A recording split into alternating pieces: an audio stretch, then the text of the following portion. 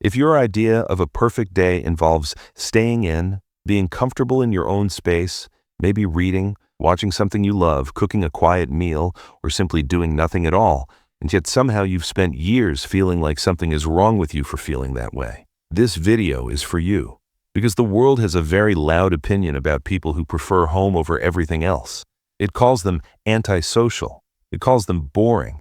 It tells them they're missing out, that they need to get out more, that life is happening somewhere else. But here's what psychology actually says.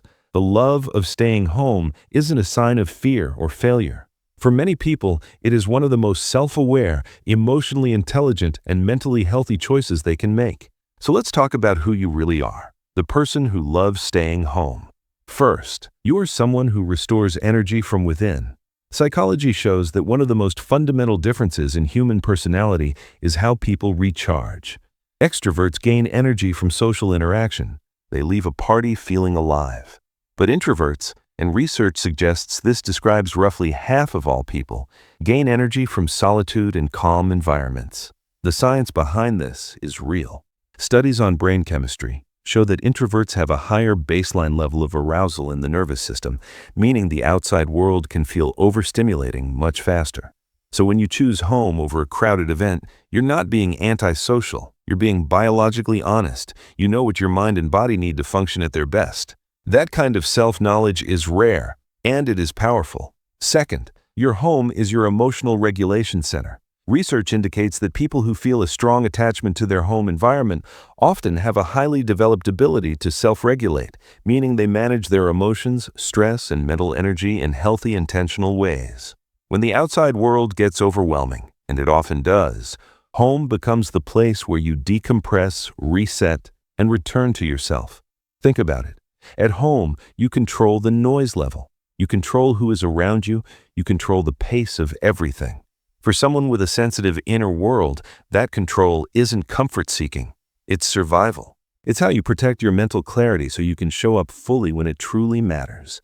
Psychologists call this environment mastery, and it is considered one of the 6 core dimensions of psychological well-being.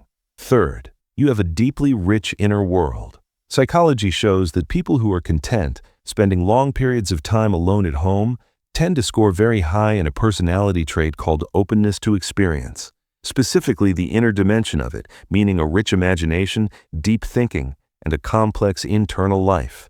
While others need constant external input to feel stimulated, you find that stimulation inside. You think in layers, you notice things, you process experiences long after they happen. You can spend an entire afternoon alone and come away from it feeling like you've lived something meaningful.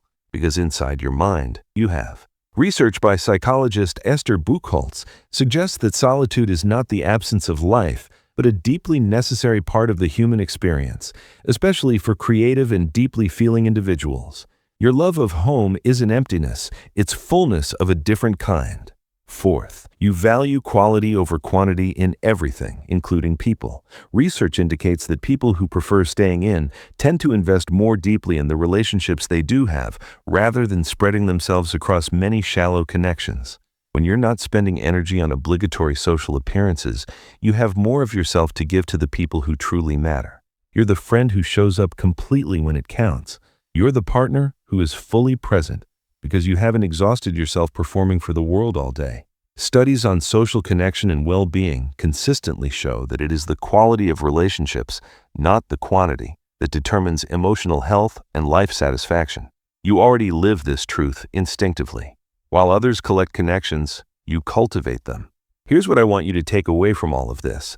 The world will keep telling you to go out more, to be more social, to stop being so comfortable. But comfort, real comfort, the kind that comes from knowing yourself deeply enough to honor what you need, is not something to be ashamed of. You are not missing out on life by staying in. You are living it differently, quietly, intentionally, fully. If this felt like someone finally understood you, then you are exactly who MindNest Psychology exists for. Subscribe to MindNest Psychology for more videos that explore the quiet depths of your personality.